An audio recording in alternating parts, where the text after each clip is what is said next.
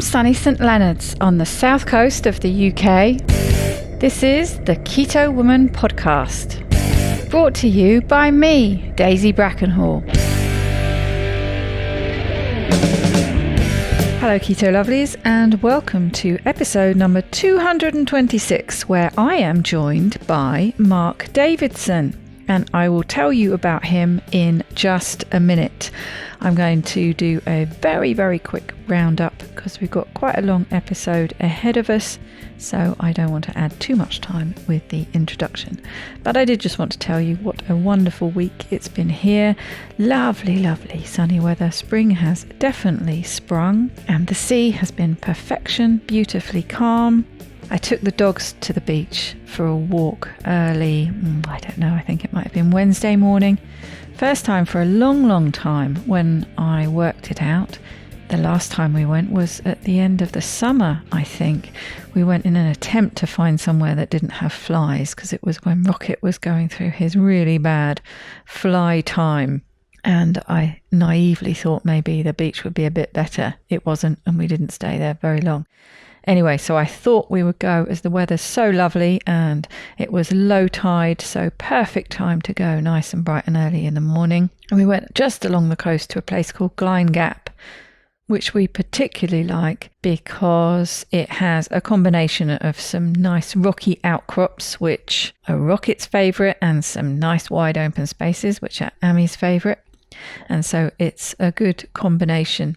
And I also realised it's the first time that I've been there with Rocket not on the long lead.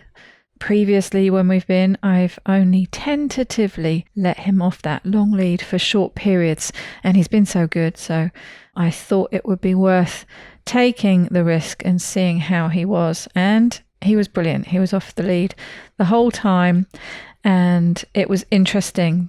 As you know, he is anxious by nature, but he had a thoroughly good time, but kept me in his sights all the time, kept kind of circling back and coming back to me, checking out where I was the whole time. So I felt very confident with him off the lead. He did go for an unplanned right under the water dip just before we got home, which took him by surprise. He was a bit shocked, and this is where I get worried with him if something happens that scares him and he goes into panic mode, because he won't necessarily come to me. But he did. He was worried and he came straight back to me. I got him safely on the lead, and after a few minutes of having a shake, he actually seemed to feel quite exhilarated by it, and his tail was high and wagging away. Not great timing for the trip back in the car, but still.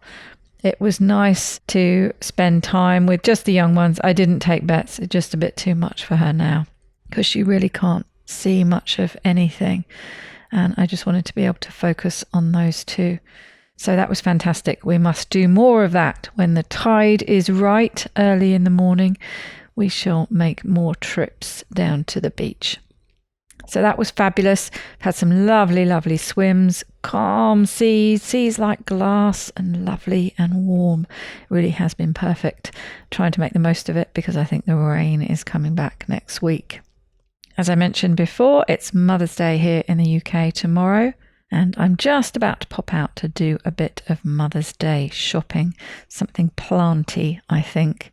And my sister has already delivered some chocolates today. I think she's visiting today. So I'll be adding to the sibling collective present tomorrow when I go over and take her out for lunch. That's it from my news. I don't think I've got anything else exciting to tell you. So I will get on to tell you about this week and next week's guest. I spent a very enjoyable couple of hours yesterday evening recording with Mark. And that reminds me, I did say to you that I was hoping to have this episode out yesterday evening. Unfortunately, Megan wasn't able to record yesterday morning, but I will be recording with her on Monday. So listen out for that episode, a bite-sized nutrition episode. And she has told me it's a controversial topic. So I'm really excited to find out what it is. That will be coming your way in a couple of weeks. But back to Mark. I have mentioned him before when I was in the middle of my Keto Curious series, which, yes, I will finish at some point. I mentioned him and how I wanted to have him on the podcast to talk about the value of finding a community and finding a group that you could work with, both to find support for yourself, but also to offer your support to others. Of course, it works both ways. And he has just such a group. I first heard about him from Dan Grief and listened to him talking about this group on Dan's UK Low Carb podcast. I will put a link to that in the show notes so you can go and listen for yourself. But he hinted at a very interesting story, his own story, that I wanted to hear more about. So I've been chatting to him for a while, and we've been waiting to arrange a time to record. That time was yesterday evening, and we recorded a double length episode for you. So this is the first part, and this part is him telling his story. I've got his bio here, so I will just tell you a little bit more about him. Obviously, he will share his story in a minute. But just to give you the heads up, Mark Davidson has been through a personal battle with depression, weight, and gluten intolerance that started over a decade ago. He has now, though, been in ketosis for the last 4 years. And I'm sure it's going to be no great spoiler what benefits that has had for him. On his journey to improve his health, he's learnt a lot about himself, what works and why. And I'm not going to tell you in the next bit. I'm going to leave a few things out of his bio, just so you can find out in the episode. But it will be in the show notes, so you can go and find out more there. As you can probably tell, I'm reading from the computer screen here, and I'm just skipping out a few bits so as not to give you too many spoilers. But the group I mentioned that he runs is called Real Food Your Way, and that provides fantastic support for people who want to improve their health by improving what they eat. Shared experiences, he says, provide hope and encouragement for those who feel trapped by the modern world of junk and convenience food that is designed to lure you in and keep you wanting more, regardless of the impact on your physical health and mental well-being. Members of that group have successfully put type 2 diabetes and pre-diabetes into remission, as well as resolving issues with compulsive eating. And there's also been a fair amount of weight loss. When he's not extolling the virtues of a low-carb lifestyle, Mark is also a qualified football coach and referee. He lives in Essex with his long-suffering, his words, not mine, partner, stepson, and 2 cats. Mark is also a PHC ambassador. You will have heard me talk about the PHC Public Health Collaboration before. I've covered a couple of their conferences and spoken to some other of their ambassadors on the podcast. Hopefully we'll have some more on before long. So there you have it. Mark is a lovely guy. I think you're going to really enjoy hearing his story. I certainly did. As I said right at the beginning, I spent a very enjoyable couple of hours yesterday evening in his company. So without further ado, and with no more rambling from me, let's get stuck into that episode right now.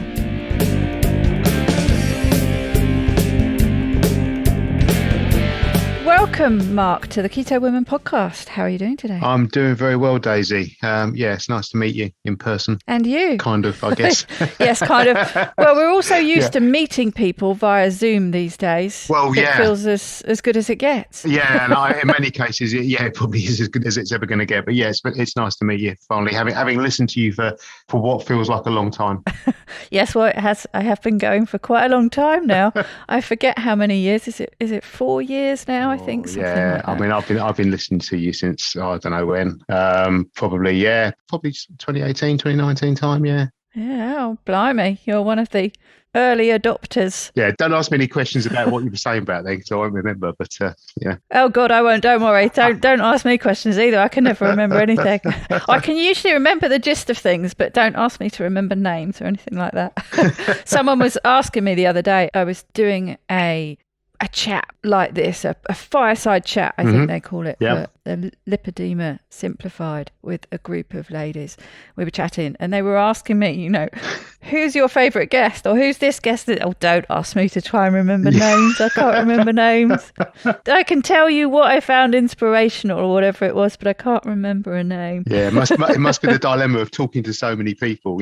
All the stories have their own merit, right? But getting ones that bubble up to the surface is so hard. Exactly. And being one of those people, I think it's a very common complaint, isn't it? Not being able to remember names. Absolutely. But there you go. I tell you what's interesting for me is listening to a British accent, being back on British soil. Yeah, because you've been back for a little while now, haven't you? I have. I've been back for just over a year.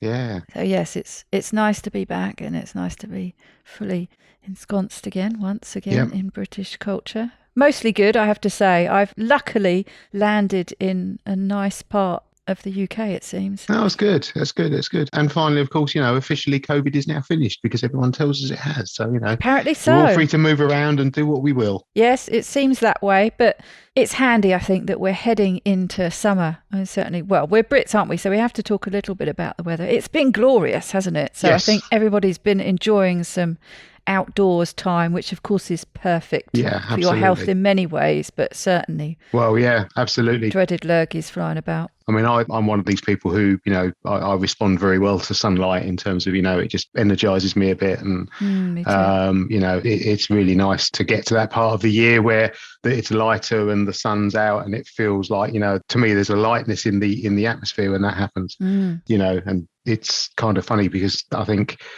the winter is always a difficult time for me because of I do struggle with the lack of sunlight, and I do feel it pulls me down, pulls my mood down a little bit. And and there are things you can do. But I still have to kind of, remind myself every so often, look, it's just a lack of sunlight. You can't get through it. You can't get past it.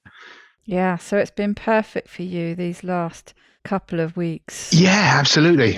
I was out earlier today in the sunshine, and I'm doing quite a lot of working from home at the minute. So I'm sort of sitting here looking out at the blue skies of the window and going, oh, if only I could be outside in the weather. It'll be nicer. And I think again in a few weeks when the temperature's up a little bit as well, and we're getting properly into what feels like, I suppose technically it is officially spring now already, but when it gets into what feels like proper spring, and what I like to think of as not having to put your coat on weather. Well, I am made of hardy stuff, so that's been me anyway. But I don't know, whereabouts are you in the UK? I'm based in Essex. Oh, so it can't be that cold. It's not. You're not far up. It's been warm. It's been like 15, 16 degrees. And funnily enough, my other half shares a pastime with you in that she likes open water swimming. Ah. Yeah. Okay. And she was just talking a moment ago to me about, I'm going to go tomorrow. The tides are going to be right and all the rest of it. And I'm thinking, yeah, it's good. She gets a lot from it. I understand it. Personally, would I do it? No. It's so not me. It's not funny. But living with somebody who does it, I completely get the appeal of it. I see her when she comes out and she's so energized, and it's a really funny thing to try and explain to somebody how something like that makes a difference, but it does, doesn't it? Yes, and I've been surprised how much I've stuck to it. I mean, I knew it was something I wanted to do, but it's something that I do pretty well daily. But part of what's made it become a daily practice, and it harks back a bit to what you were saying about light, is it's become a combination of factors that is the winning combination, if you like, of doing it first thing in the morning. And I hadn't really thought about it. It was just sort of something I started. But as I started reading things and listening to things, people like Andrew Huberman talking about dopamine, so the dopamine from the cold, but also what you're getting, the benefits to circadian rhythms from getting that light first thing in the morning. Absolutely. Combination with having the first coffee of the day after the cold. So it's these different elements all coming together in this magical medley of that. So, and I work from home now, and I used to do a lot of outside work. I used to do some gardening work in France, and I'm more sitting in front of a computer these days. So I really cherish those first few hours of the day going down, getting in the sea, usually getting in. If it's too rough, I don't, but I still try and go down, and then taking the dogs for a walk. So the first 2 or 3 hours of the day and getting that sunlight. And I hadn't realized how important, how energizing, how the impact it's had on my mood, I think. And also how much easier it is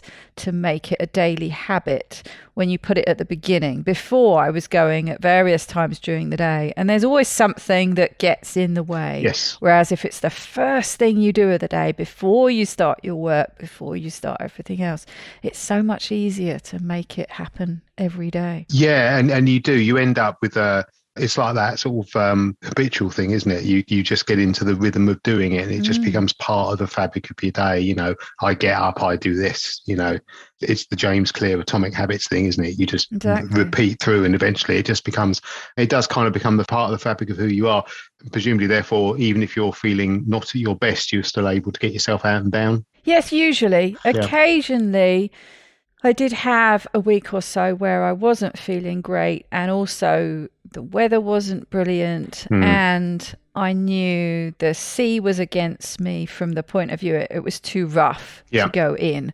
So I knew that I wouldn't be able to swim, so it was enough of an excuse not to go. But then that lasted for a week or so. But then when the excuse of knowing I wouldn't be able to go in went away, I managed to get myself down, get yourself back in. It's one of those things, isn't it? Sometimes you know what you need to do to help, but you don't feel in a place to want to do it. So it's this constant struggle, and at some point you sort of make yourself do it, and things start to fall back into place again. Yeah, you do get going. I guess it is a habit.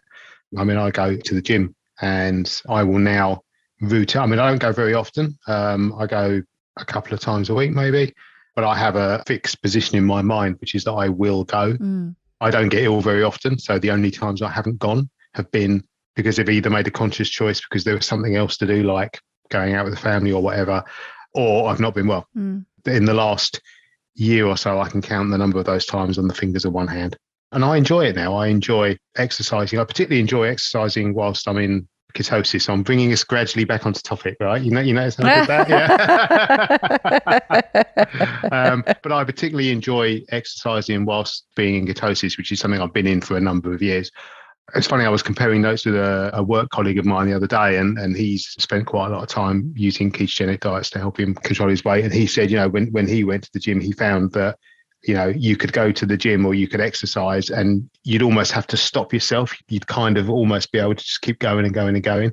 And I found that, ever since I've been in this state, which is for a number of years now, I've found it very easy to exercise. And actually, not that I need to exercise a lot. I'm not in the bodybuilding game or anything like that, but I just like to do it because it's part of the routine and I enjoy the stimulation and the energy levels and the way it makes me feel. You hinted at the fact there that I'm a bit of a rambler. Like a long rambly introduction there. Get to the point, Daisy. I did no such thing. I was simply drawing the threads together.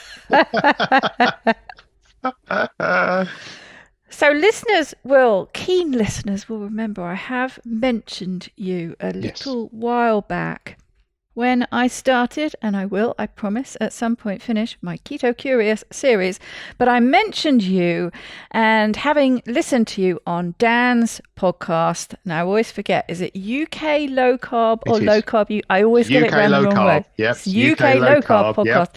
Dan Grief, he's been on a couple of times. We love Dan. We love his cakes. Yep, absolutely. And he said to me, great guy, Mark, you should get him on the podcast. And I've just done a podcast with him. So I went off and listened to the podcast, and you were talking about a support group that you'd been involved in, run. And I thought, well, this would be a great topic to talk about on the podcast and as part of this series, because, I think it's so important to find your community. But you also hinted at and touched on a bit your story, but you dropped a few hints that I just wanted to find out more.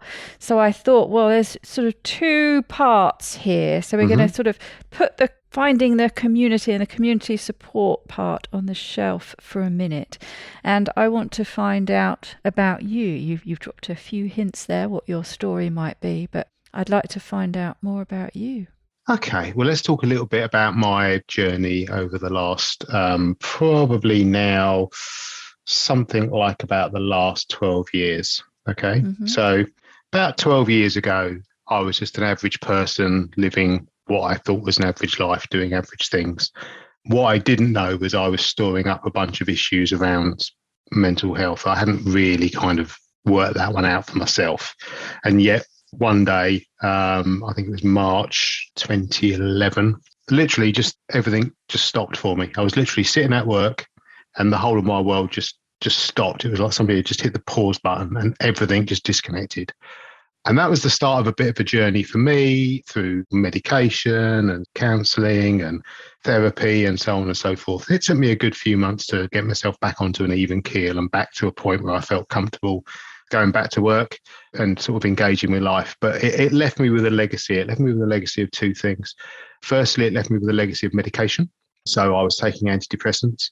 And I was actually, before I had this challenge, I was the sort of person who I wasn't a big fan of tablets for anything. You know, I'd rather not take paracetamol for headaches, for example. I'd rather just go, well, I'll see how it goes. You know, I'm that kind of person. But it also left me with a heightened sense, if you like, of my own vulnerability. So, you know, again, previous to that, you know, I'd been, you know, I was relatively successful, you know, father of one, the world was ticking along quite nicely. And I didn't feel particularly vulnerable in any way, shape or form. But then all of a sudden, like I said, everything just collapsed. And at that point, I was exposed in quite a raw way to my own self. So I carried on with life for a while. I carried on taking the antidepressants. I was taking a medication that some of your listeners will probably be familiar with called venlafaxine. And I was on 300 milligrams or more of that a day. And that's quite a high dosage. But any dosage below that basically didn't really help me very much. I would slip into sort of depressive states and so on and so forth. And I was even doing that, taking that level of the medication. The problem I had was that, you know, I would still slip into kind of low states, low mood states, and I'd have to kind of, you know, I learned a lot of coping techniques, a lot of strategies. But one of the things that I started to do, and again, I didn't really realize I was doing it, was I kind of almost started to self-medicate myself a little bit with alcohol. I've been a bit of a drinker most of my adult life, not to an extent that I felt I had a problem. And I don't really feel that I've ever had a problem, but it became very, very easy for me to go home and open a bottle of wine, and then I'd drink a few glasses, and then I'd drink a few more glasses, and that would be the bottle of wine gone. And that became not just a once a week habit, but it became a twice a week habit, a 3 times a week habit. And before I knew it, by the time I'd got to about 2016, so about 3 or 4 years later on, the weight had piled on. My eating habits were, to be frank, they were down the toilet. You know, I was kind of eating any old crap. But the other thing was that I'd also realized that my digestion and everything else was kind of all over the place as well.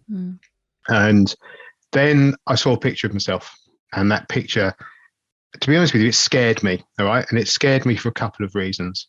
Firstly, my father died when I was relatively young from issues. Well, he had strokes. I had a couple of strokes in very close succession. And he had an issue of high blood pressure all of his life, and he'd had some weight issues most of his life as well. And I just looked at the picture of me and I saw him.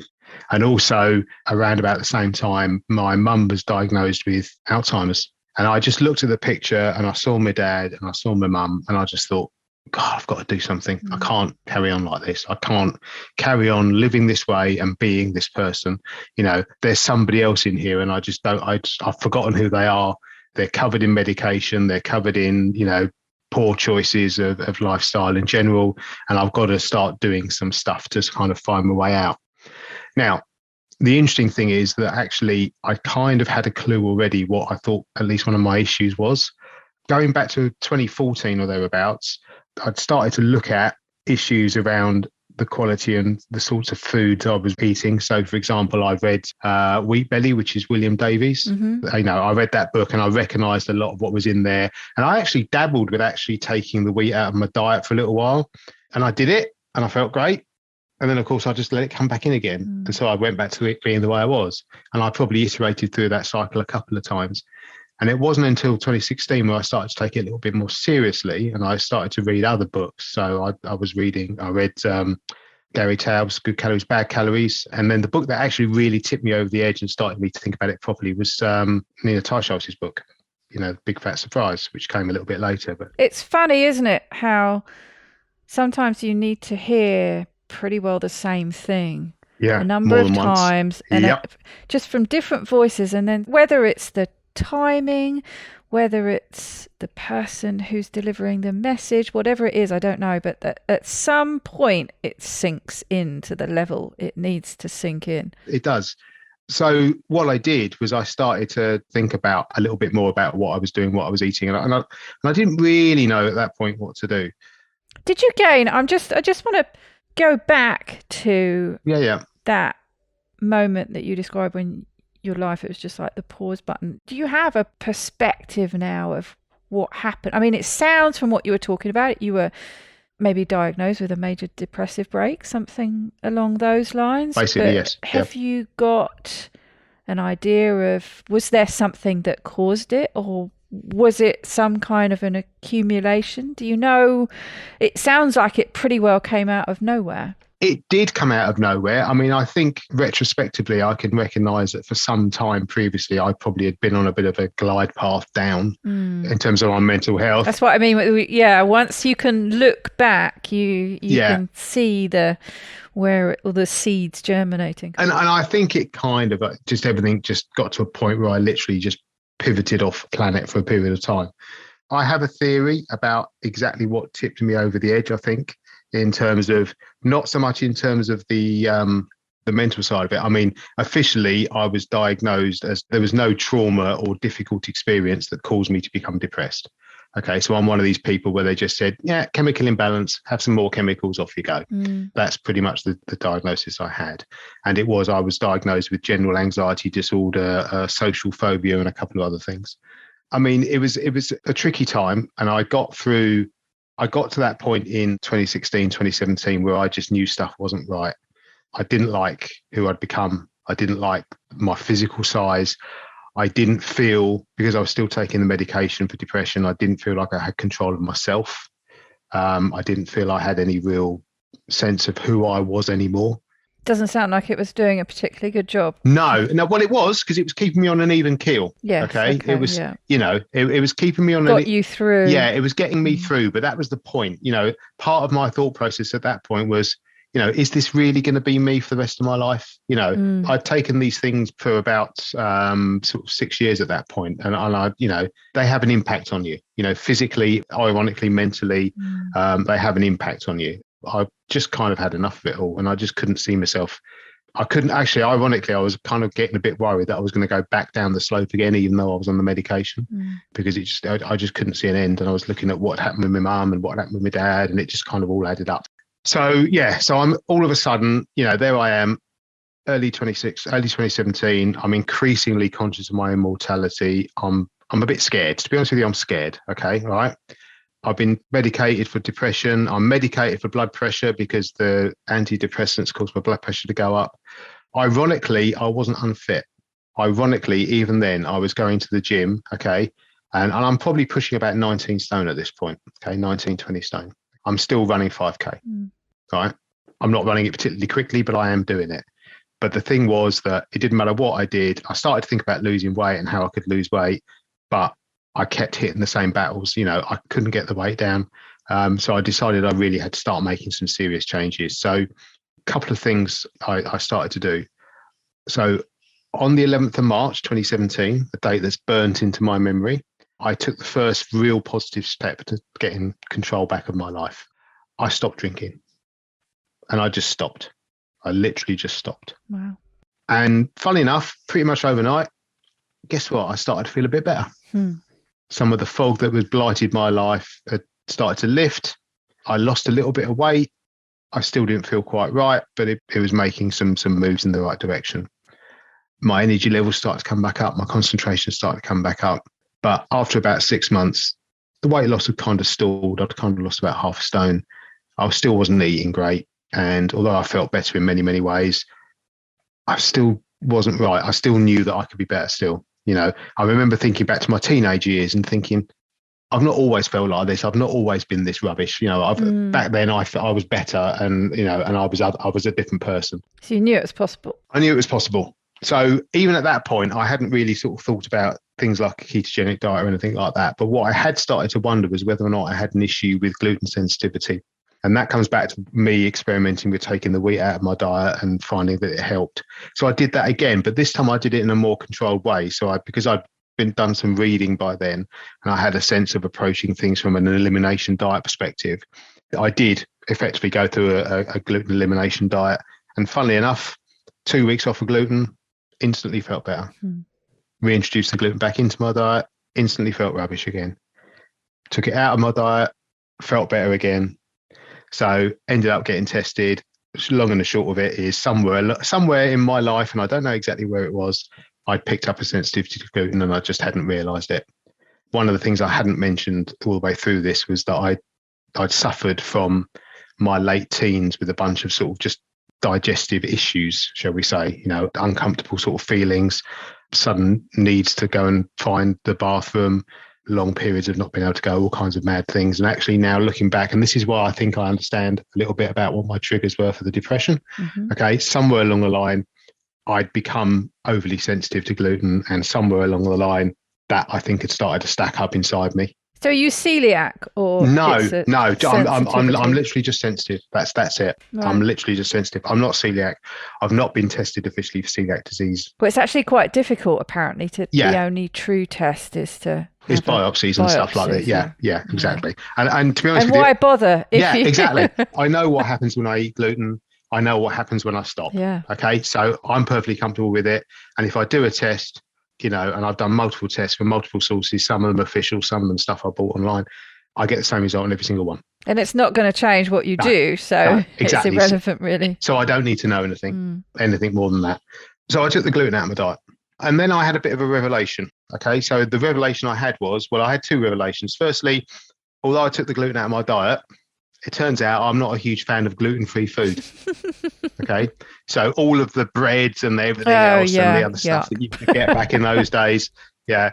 I just thought, do you know what? I can't be doing with that. I'm just not going to eat the stuff. I'm just going to make do without it. Okay. And it was only a very small step then for me to go, well, hang on a minute. That's kind of like a low carb diet, isn't it? And I thought, yeah, it is. So I wonder if I might as well just go and do a low carb diet and see how that goes. And the rest, as they say, is history. Okay. So I went from being low carb to being in full on keto in the course of about a month. Okay. Over the following 8 months or so. So we're talking from sort of like about April 2018 here onwards through that summer. I lost about, just trying to do the maths in my head. I lost about 7 stone. And since then, I've effectively never really been out of ketosis. After I got to the point where I'd lost all the weight that I wanted to lose, and I found, and I think most people find this, your body kind of naturally settles into a space where it's comfortable with what the weight it is, and you stay in ketosis, but you don't really lose any more weight. Everything just kind of settles itself out, and your appetite evens out, and you don't eat for necessarily all the time, and it's all kind of just fine, and it just seems to work for me.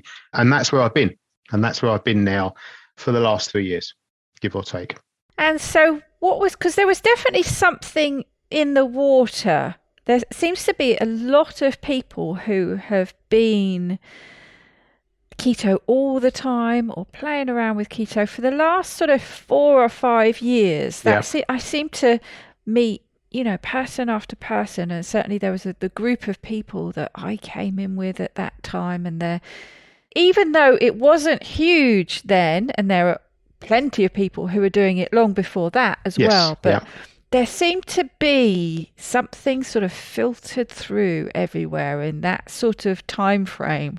I don't know what it was, because it wasn't mainstream then it is now. It wasn't that well known. I mean, what was your way in? I mean, I'd never heard of it really. I'd heard of like most people have heard of Atkins and things, but I hadn't really put the things together. And it was only when a friend of mine said, hey, when I was having some regain, have you heard of keto? And you should go and join this group, the Two Keto Dudes. And that was my way in. But what was your way into keto specifically? I think where the way I ended up, and I don't think I made a conscious choice. I think I kind of fell into it by accident because I just started doing low carb. So I started researching low carb diets. And I think as soon as you start researching low carb diets, you soon learn about ketogenic diets. Yeah. So, I remember sitting and watching Nina Teicholz doing a talk, a YouTube video of her doing the talk. And I think it was a New York university she was at or something like that. I can't remember the details now. And that automatically fed me another video, and then it fed me another video, and then I'm just thinking, and I'm just consuming at this point, and I'm an avid consumer of information anyway. And then it was kind of, okay, well, that's interesting. Let's go and see what Gary Towers is up to, and then you get into some of the other people, all of the people that we all know so well, in terms of their connection with this particular way of eating. That's the beauty of platforms like YouTube. They're full of handy suggestions, aren't they? They are. They're full of a load of other stuff as well. I won't go so far as to pass any editorial comment, but I think they again, if you can weed out the good stuff and the bad stuff, I remember I do sort of IT as a job, right? And I love data, I love information. And I remember getting completely captivated by Dave Feldman. Not Dave Feldman, the person, but Dave Feldman, the person. Dave Feldman is pretty captivating in his own right. He's a very, guy. Very nice guy. I've spent some time with him in the States. He is lovely. But yes, I know what you mean. and listening to some of his talks and the way he goes into the data and the way he goes into the interconnections between things. And there's always, for me, something about passion and commitment in people. If you get that spark from someone, it's always worth taking a step a little bit further in and finding out a little bit more about what motivates them. So I was listening to people like him, Amber O'Hearn, Gary and Nina and so many others over a period of time that got me into it. And then I guess just to loop back round to the close off of the mental health story, and I'm not entirely sure anyone's mental health story is ever closed, but after I'd lost the weight and I had this whole keto thing going on and I was really happy with it, really, really comfortable with it, I then decided, well, actually, maybe it's time to start easing myself away from the medication. It took me a year or so to build up the sense of actually wanting to do that and feeling confident to do it. And it then took me a further year to taper myself off the medication. Yes, because that's very important, isn't it? With pretty well any kind of medication you take, well, all sorts of medications actually, but particularly when you're talking about antidepressants, very, very important. Yes. I can remember nobody warned me about that. Even with, SSRIs coming off those, I stopped taking them. And I had this weird stuff going on in my brain. I can't remember what I called it now, but it was like my brain wasn't catching up with everything around. And I remember Googling whatever, I can't remember what phrase came into my mind that it felt like. I can remember Googling it because Google often has the answers to random questions like that. Yep. And it did. And it said, what you should never do is just stop. You should taper them. Oh, crap. Yes. So actually, I went back on them and then tapered off and I was fine. But very important note there. Yeah. So, from my point of view, I tapered off venlafaxine over a fairly extended period because for me with venlafaxine, what happens if I stop taking it? So if I missed a dose or something like that, I'd get this really, really weird sort of almost like electric shock kind of sensation, not just in my head, but throughout my body. And it was almost like somebody was just poking me with a live wire every so often. It would be like a little sort of shocking sensation. What's the mechanism of the medication? I'm not familiar. Venlafaxine is an SNRI, so it does both. Oh, yeah. Okay. All right. So it's quite a potent thing, and you have to have it as a modified release tablet. Otherwise, it gets really complicated, and you have to keep it has a very short life. So if you take it as a non extended release tablet. You have to sort of space it out evenly during the day. Otherwise, you start getting this sort of electric shock effect. So hence why you have to be really careful about you do and taking your time with tapering off it. Absolutely. And I spoke to my GP about it, and he was really helpful. And, like I said, it took me a year, but finally, the 11th of November, 2020, that was it. Last ever dose. Brilliant. Okay. Since then, I've not taken it. I've not felt the need to take it, and I have good days, bad days. But what I have now is I have real days. I don't have that sense in my own mind of being caught up in a world that isn't, or I don't have a sense of being caught up in a world that's kind of, for want of a better word, confused by the medication that I'm taking. So what I feel is now I know that's my real feeling. If I feel sad about something, I'm genuinely sad. If I feel happy, I'm genuinely happy. And I just feel so much better. And funnily enough, actually, it's only now being off the medication that I think I really feel the benefits of being in ketosis properly. I think always the medication blunted it a bit. So actually, yeah, I could have, if I hadn't been taking medication, I could have felt this good a long time ago. So that's kind of like my journey, if you like, over that period of time. Like I said, it is quite a long journey. It's taken me over many, many years. My fully unqualified non-medical opinion and perspective on things is that I think that somewhere along the line, I did start to develop an issue with gluten. And I think that's basically what set me on a slope. And I think I just got to a point where I literally just fell off the end of a cliff with it, and I think for me, taking the gluten out was the starting point. Stopping drinking was a starting point. Finding ketogenic diets and low carb ways of eating, all of those were starting points. And they've all got me now to a point where, I'm so much better than I was. I'm literally, I'm not quite half, they say you're kind of like half the person you used to be. I'm not quite half the person I used to be, but I'm at a point where I don't worry about what I eat now. I just do what I do. And I just don't eat the things that I know cause me problems. And yeah, it's been a journey, but it's been a hell of a journey. And I'm not going to say I've enjoyed it, but I have, if that makes sense. I hated where I was, and I'm really, really grateful for where I am. But you're only where you are now for having gone through that. Yeah, exactly. And, and for me, I'll be honest with you, it doesn't feel like I'm exaggerating to say that I've made choices now that I think have been life-changing for me, and potentially they've been life-saving for me. I'm not obese anymore. I'm not overweight. I don't need medication to control my blood pressure or my mood. I've got more energy and more enthusiasm than I remember having for a very long time. I was in a real hole back in 2011. I was in a real hole. I've never felt better, I'll be honest. And my only regret is that I didn't realize sooner. I didn't realize how easy it was to just do. And ironically, what I've done is I've just stopped doing things. And I'll come back to this point in a minute. I didn't realize how easy it was. I didn't realize how quickly the benefits could come. And I didn't realize how easy it was to keep them coming. So, like I said, without antidepressants, life is not without its challenges. But I'm not missing out by not eating the things that other people are eating. I'm not missing out by choosing to consume the things that I consider to be the right foods for me, and not consuming the things that I think are harmful to me. And this is the interesting point for me now. My perspective on what I eat has changed completely. I used to be the classic, go to the corner shop, buy the bottle of wine. Oh, you've got to have something to go with the wine. So you buy a bag of this or a packet of that, and then it all gets consumed. Yeah, you do it every day and you don't realize. You just do not realize. I look at what I do now and I look at what I was doing back then, and I just think, how on earth did I ever think that was sustainable? Because, my personal experience is that I personally, and other people will be different, okay, this is just me, I could not have sustained that forever. It probably would have killed me. And I am so grateful for the fact that I ended up just being self-aware enough to stop and go, hey, right, come on, you got to sort yourself out. You got to do something.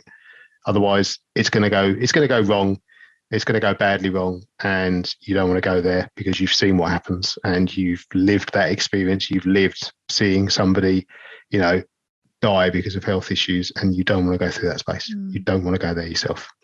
And that's when I decided to start thinking about helping out some other people.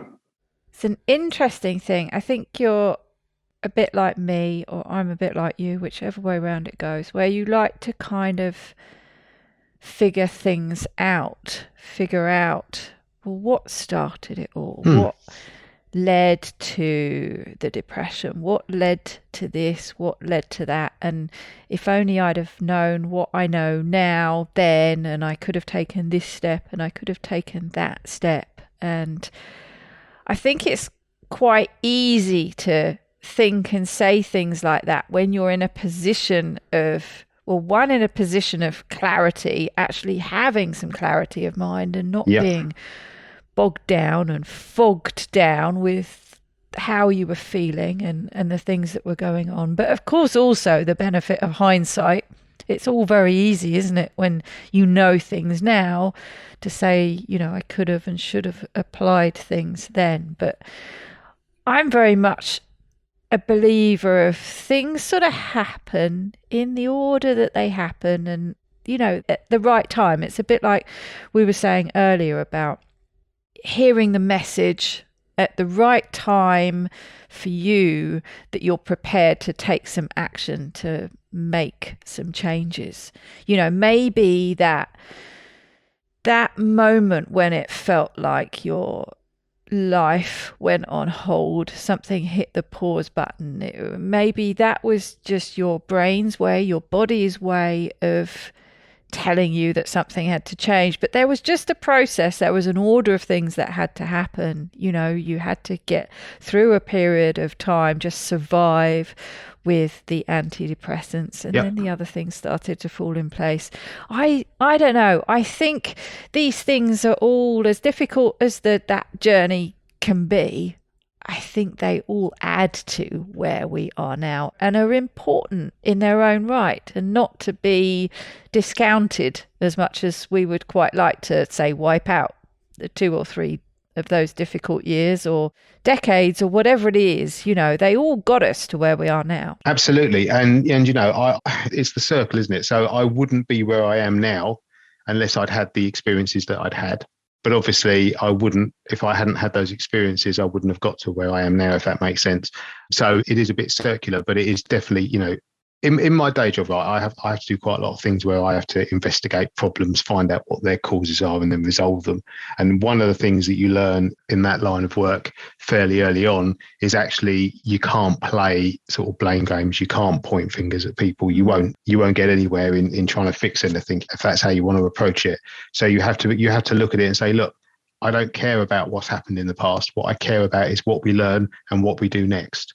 And funnily enough, it was only when I'd got to that point where actually I almost started to treat myself as a problem that I needed to resolve. It's only when I finally realized, it's only when I finally tipped into that way of thinking about myself. And it's almost like becoming self-aware, like I said to you, it's that thing of kind of waking up, that actually I started to solve my own problems. And I started to actually attack it. And I started to actually deal with it in a sort of, I'm not going to say scientific because I'm not a scientist, right? But I was more rigorous about it. I'd say, right, stop this, start that, stop this, start, try things out, just experiment, do the classic N=1 kind of thing. Well, I can see why you were drawn to somebody like Dave Feldman. Exactly. It's the engineer's mind, isn't it? The problem. We've got a problem. Let's dig in, figure it out, and experiment. And let's be patient. Let's be patient. Yes. I've had to, key factor. Absolutely. One of the things I come across now is people talking about, I want to get this and I want to get that and I want to get it quickly. And I'm thinking, well, actually, you can. There's some stuff you can do which is quick, but none of it sets you up for long-term success. None of it. And actually, the only thing that sets you up for long-term success is embedding the habits that are the right habits for you.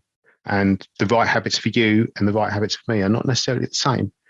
People have to go through their own journey of working out what works for them and what doesn't work for them. You also can't argue with the science. You can't argue with how carbohydrate metabolism works. You can't argue with the way that that's portrayed in the media and the very sort of, how should we say, commercially driven perspective that a lot of the world has on that and the power that those organizations have. I'm not a conspiracy theorist, okay? But you look at the parallels between the tobacco industry and the food industry. Like I said, I'm not a conspiracy theorist, but there's something there which isn't quite right. Absolutely. Its time will come. That's where it's great to listen to or read someone like Nina Teicholz. Oh, because yeah.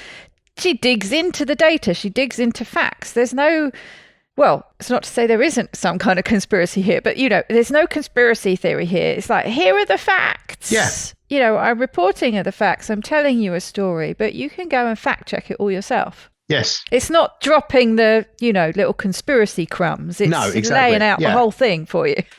Exactly. And it's actually one of the things, it's quite funny actually, one of the things that triggered me to buy Gary Taubes' book, Good Calories, Bad Calories, was I'm kind of quite interested in science generally. And I actually read his previous book, Good Science, Bad Science. And that's kind of like about lack of due process and lack of scientific rigor in actually science generally, and how commercial influences have distorted the world of science generally. And there was a comment in there that kind of stuck with me, which was he interviewed somebody about a particular sort of set of practices that were going on. And this guy said to him, if you think we're bad, you should go and check out the nutrition folks. And that apparently was the trigger for him to go and do the research and do Good Calories, Bad Calories. Yeah. It's interesting. It's interesting. But yeah, it has been a real journey for me. And it's had from my point of view, it's had a great outcome, because I'm now in a position where, I feel really good about myself. I feel really positive about myself. Like I said, you have good days, you have bad days, but I now feel equipped to deal with the bad days. And so you really feel, presumably, that it's obviously helped you physically, yes. But you can feel the impact it's had on you mentally as well. Absolutely. Yeah, completely. I wouldn't, if I wasn't living this way, I don't think I ever would have felt confident enough to step away from the antidepressants. And it's only by thinking to myself, well, actually, look, the way my brain is working now is different, and I can feel it's different. I have a sensation of it being different.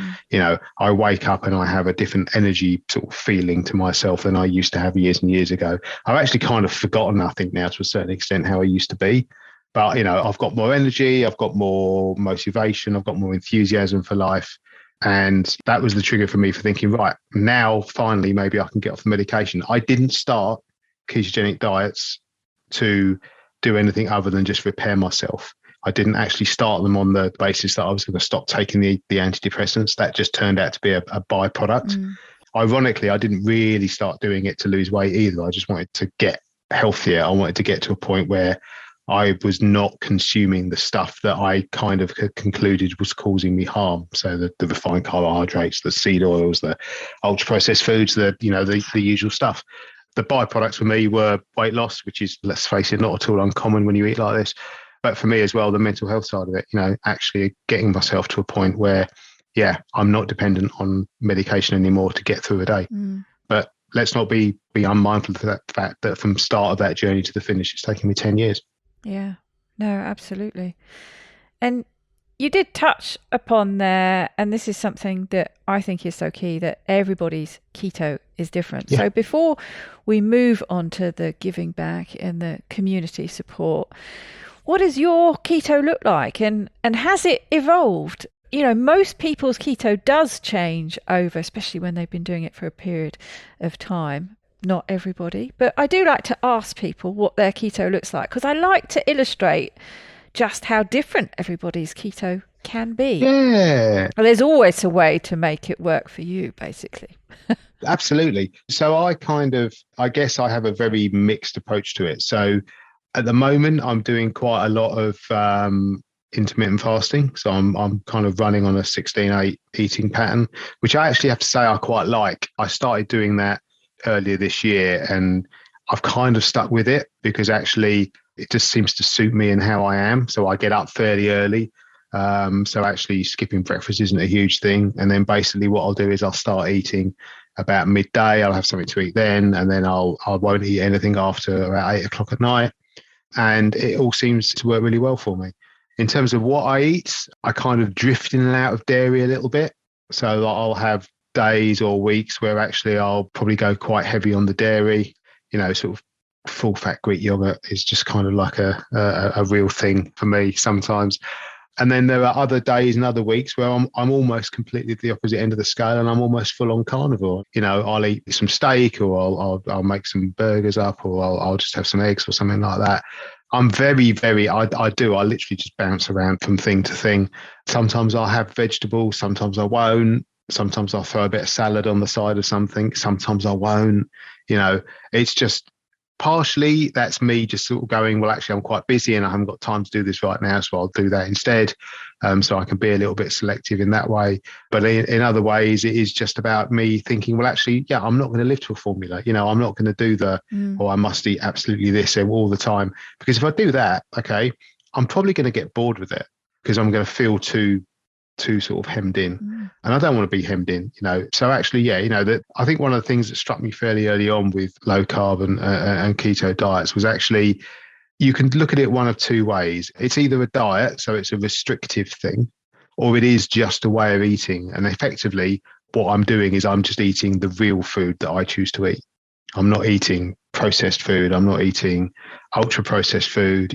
I've not been near anything that would fall into the ultra processed category for quite some time.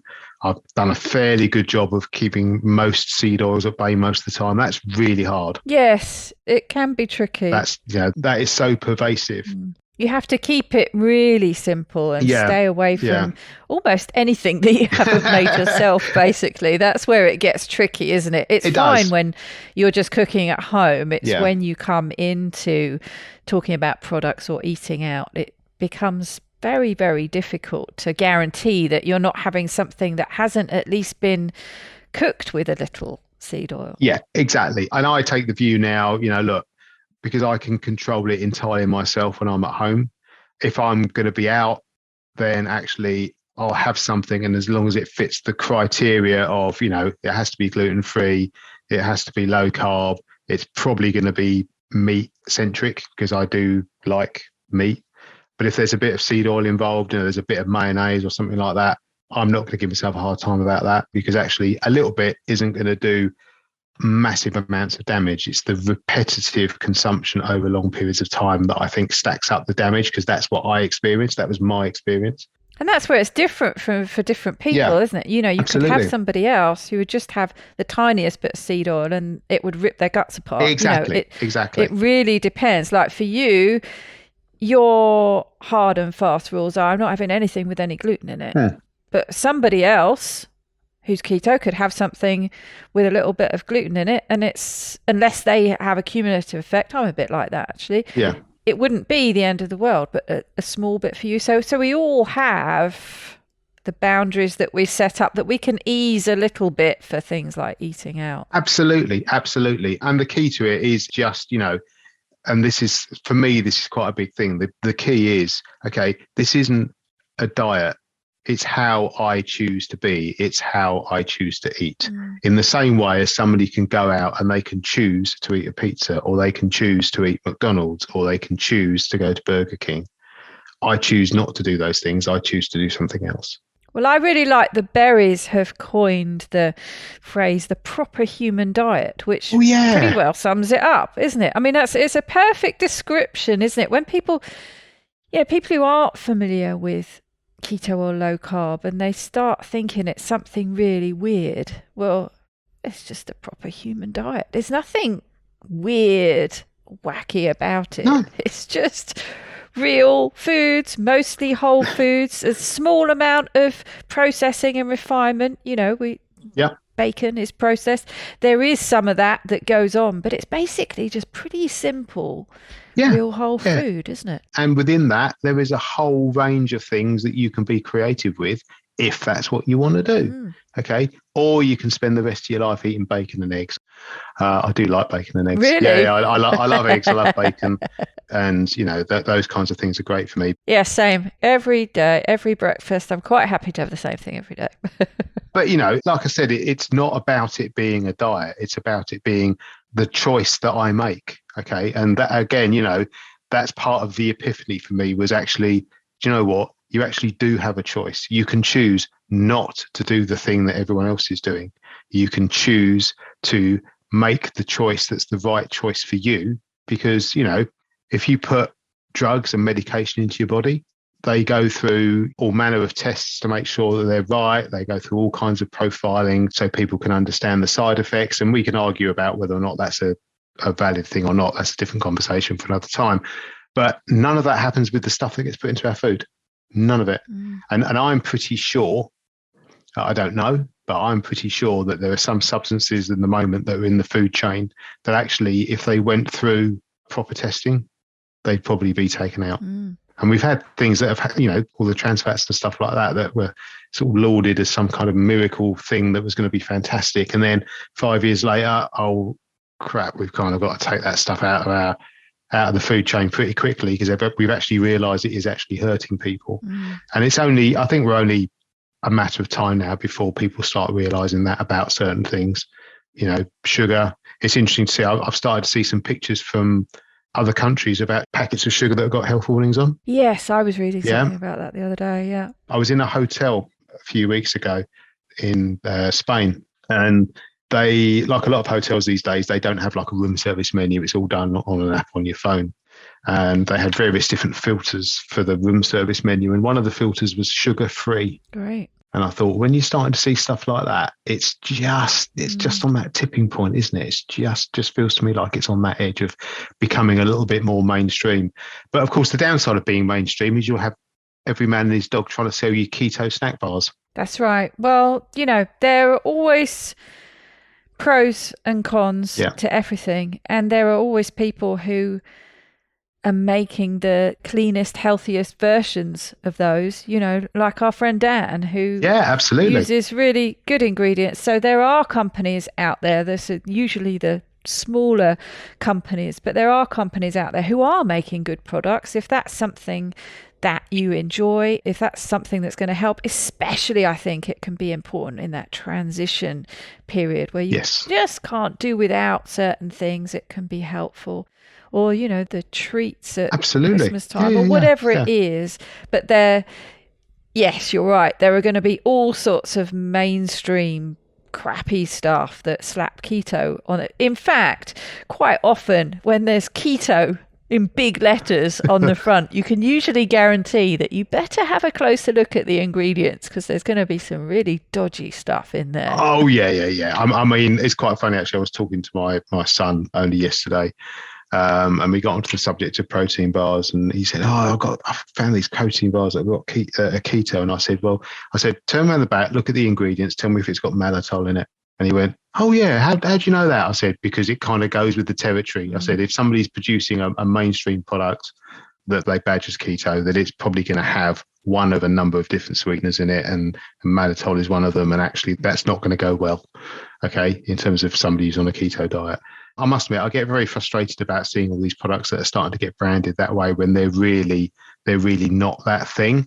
But there is an upside to it, and the upside to it is if the marketing people have picked up on it, then it's getting some traction, it's getting some attention. There's demand, yeah. Because otherwise, why would they bother? Exactly. And I think, now I think the role of people like yourself in particular, so no pressure, Daisy, and people like me who do their little bits that they can, and people like Dan as well, it's about making sure that people understand that actually, there are a bunch of products out there you can go and buy, but actually they are a world away from the approach of actually just simplifying your diet and taking out the stuff that you have discovered is harmful. And essentially that's all I've really done. If you strip it back, okay, what have I done? I've taken the things out of my diet which I recognise as probably doing me some harm.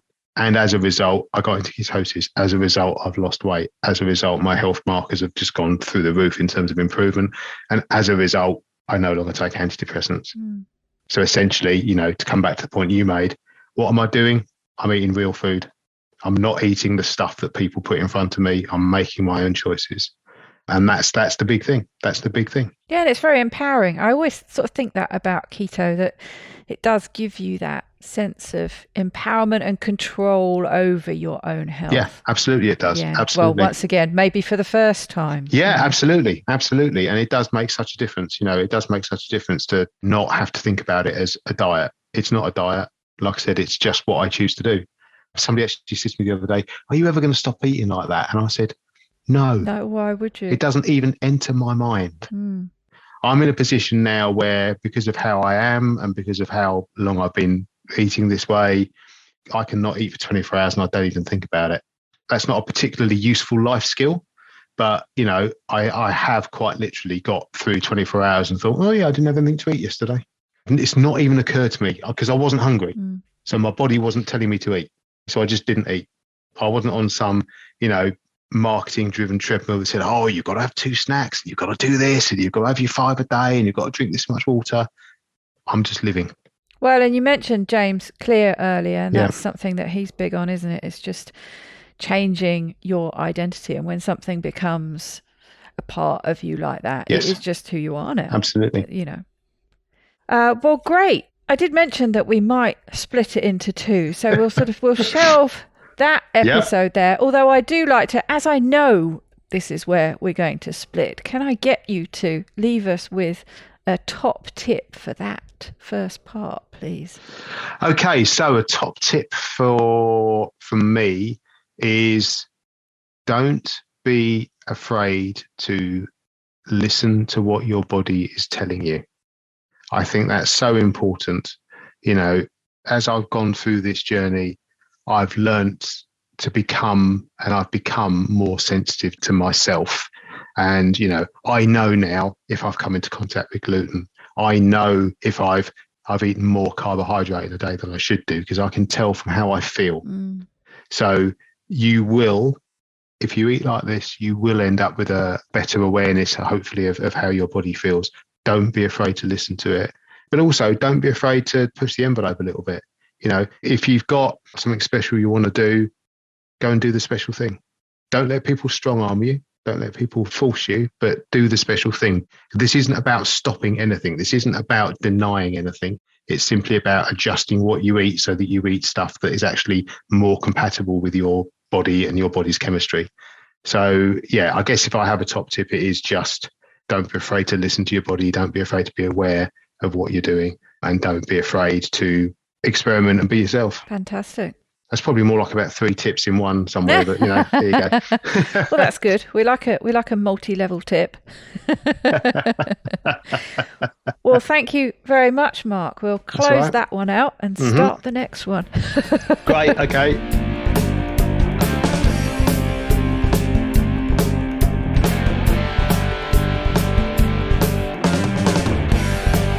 Thank you for staying with me right to the very end.